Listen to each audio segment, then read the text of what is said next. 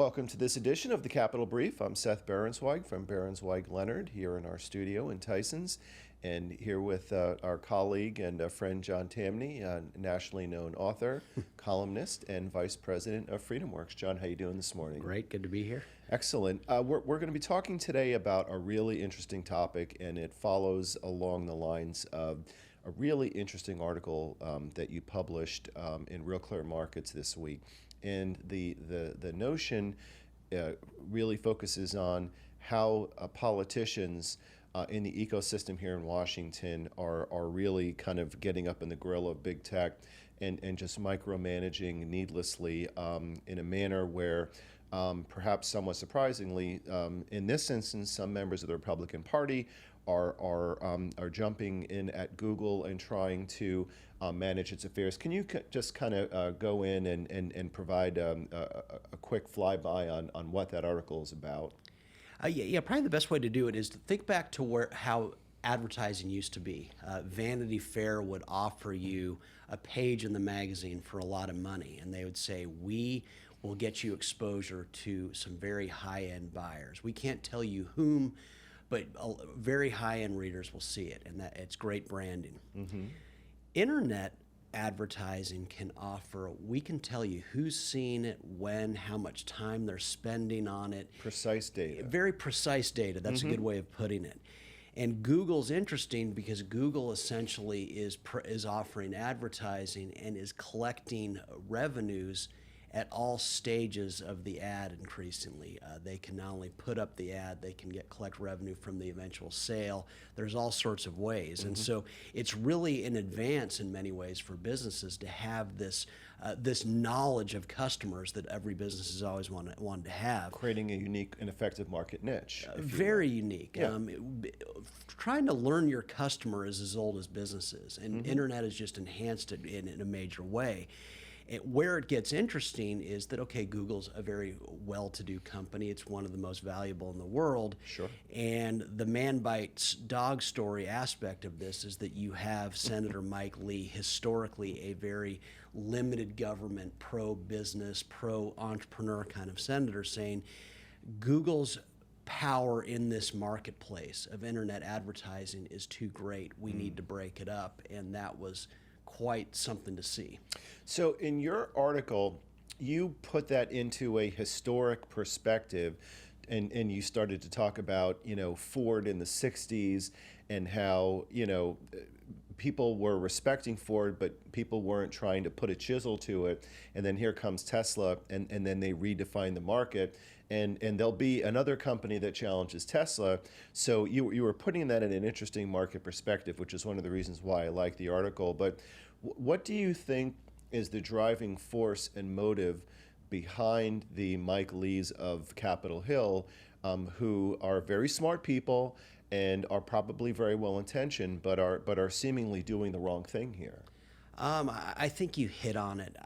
I don't believe that he all of a sudden has forgotten what you and I are talking about, that at one point GM was viewed as so powerful that if we didn't break it up, it would control the whole market. Well, look at how that worked out. Right. As you allude, well, for one, it was bailed out in 2008. For two, Elon Musk came along and essentially redefined for many people what a car is. And so the marketplace is a moving definition, and thank goodness that it is. Mike Lee has to know that. And so he's a smart guy. Yeah, a very smart guy. Yeah. And you're an attorney. He's, I think, a fairly well-regarded constitutional thinker. And so it just strikes me as interesting that he's part of this legislation, and it makes me think that there's something else at work. That there are political aspects to this. Sure. It's a known quantity that when you are elected to Senate or Congress, you are basically handed a list. Both sides do this. This is how much money you need to raise if you want to be on a certain committee.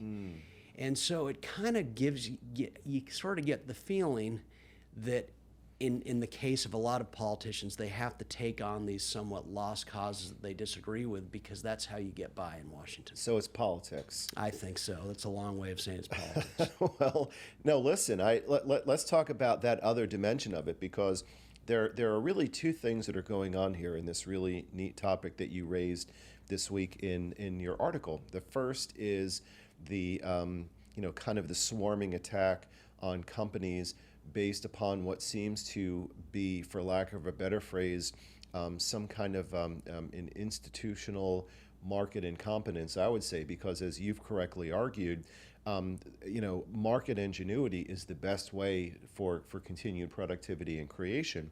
But I think that you are now raising a second cause, which has really been hot, certainly over the last couple of months, as another reason why what's going on, and that's political activism. All of a sudden, and listen, I'm sure it's been around for a really long time, but look at what's happened to Disney in Florida, where Governor DeSantis is coming in and now be careful what you wish for, because over $1 billion worth of debts and bonds are going to be thrown into the laps of these two counties, and Disney's just going to basically walk away from it.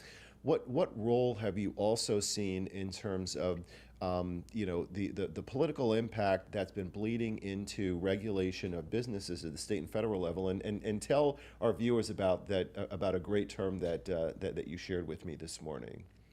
What is that great term? Well, there's this talk of woke capitalism. Woke capitalism. So there's increasingly this desire among some on the right in particular to say we're going to go after these businesses. And it speaks to something even more disturbing, if that's the word, or surprising. Again, man bites dog, is that suddenly you have Republicans on the side of anti-big business. Mm-hmm.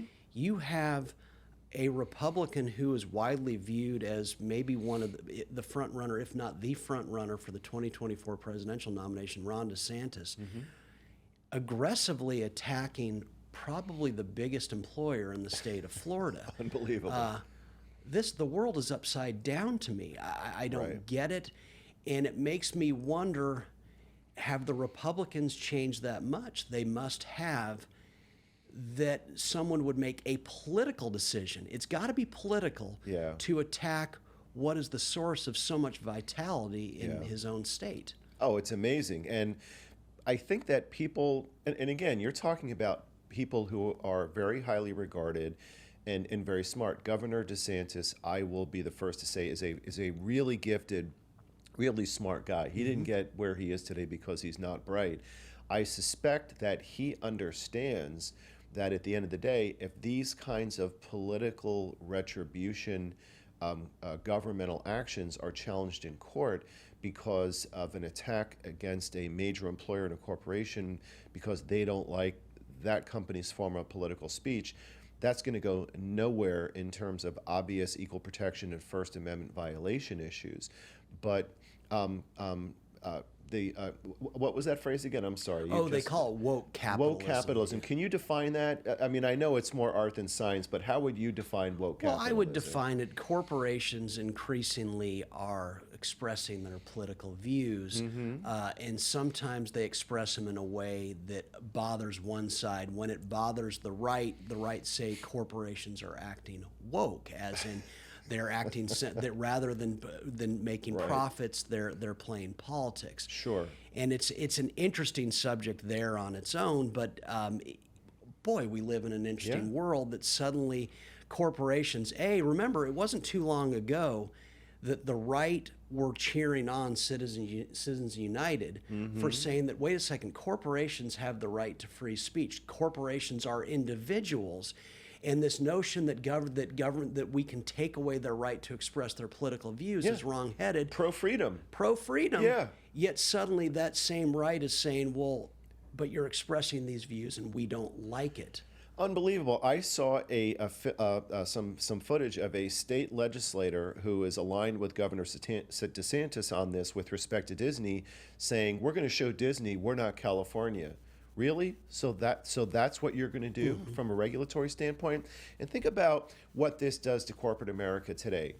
Let's go back to the aspect of looking at this through the prism of big tech. Capitol Hill is rarely unified on anything, but the folks on the right and the left side of the aisle are completely unified that they want to vilify big tech right now. The right wants to vilify and attack big tech. because they say that there is, there's prior restraint of certain speech that they don't like, and that they get treated unfairly, and they want to micromanage what people should and should not say, which is really the antithesis of what you pointed out a minute ago. And of course, the Democrats on the left want to attack this from an antitrust standpoint, which is really interesting, because when you talk about attacking it from the terms of the Antitrust Act, that was something that is literally from the 1800s. It hasn't been evolved since. And there were no browsers on people's cell phones in the 1800s. So you talk about equal opportunity political cluelessness from both sides of the aisle. But in wrapping this up, where is this going to go? Is there anywhere that you see a way that corporate America, I mean, it's already hard enough to run a business in America. It's already hard enough to be able to create great new things. There aren't too many Elon Musks out there, right? So if you're a CEO, or if you're on the board of a corporation where you're trying to walk this tightrope in terms of trying to go through all of these challenges, how would you engage in these kinds of issues in a way where you don't tee off the politicians on one end, but also being sensitive to your customers on the other? It's a great question, and it's a subject probably bigger than this specific show right here, because there are so many angles to this. Balancing this out, but it speaks to the upside down world we live in. For the longest time, Republicans were, well, a business is a private piece of private property. Private enterprise. They should be allowed to do what they want with their property. And oh, by the way, that was the impetus for Rupert Murdoch to start up Fox News. Other entities were not giving Republicans or the right their voice, so he saw a market opportunity. That's historically how conservatives dealt with this. Now they don't like the politics of these companies, and they feel that they're being muzzled, and so they're going after them. Right. The left, in many ways, are actually sticking to what they always do, which is they don't like big in general, which on its own is interesting, because if you despise Google's dominance, if you dislike big tech, then you should love their dominance, because the single best way to erase the top of the team picture is to allow them to make a lot of money. That's what attracts investment, coming after the investment that will lead to their replacements. Right. You can, if dominance is what bothers you, then let them be dominant. Yeah, and let the free market be free, so that smart money can go after the next Google, as you pointed out in shows before. Remember MySpace? Yes. Exactly. One of the answers in wrapping this conversation up could be that smart CEOs come in and replace some of these Washington bureaucratic knuckleheads, that they can come in and they can actually run Capitol Hill with some business acumen and efficiency in a similar way that they do their companies. But if you take a look at smart CEOs that come in and try to get involved with some kind of a role that touches upon freedom of speech, then that could rattlesnake them as well, and it can create great distractions and really pull them away from business. Case in point, Elon Musk, Twitter. He comes in and he says, look, I want to run this. I still think he wants to run it as a capitalist, and I think he can do a pretty darn good job, because Twitter is one of the worst run enterprises in America. But when he comes in and he wants to try to put his hand to manage the steering wheel on freedom of speech, he's really getting whipsawed and distracted right now.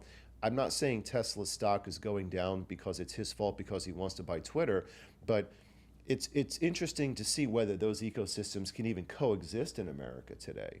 It will be fascinating to see. In a perfect world, they would just not be involved. I mean, my one quibble with you would be, I don't want CEOs in Washington, and not just I don't want them here politically, but I don't want them in office. Government is not a business. It cannot be a business. Business is about failure the vast majority of the time. Government is about maintaining what doesn't make sense for the vast majority of the time. Government, scarily, is about doing things. CEOs are doers, which is what you don't want in Washington. You want government to do less. I think CEOs would have a tendency to try to do more, to all of our detriment. Stick to business. In a perfect world, they would. Alas, the world is not perfect. Let the private market do more. encourage people on Capitol Hill to do less. Let the free market be free. John, another great discussion. Thanks so much, and we'll see you again soon. Thank you.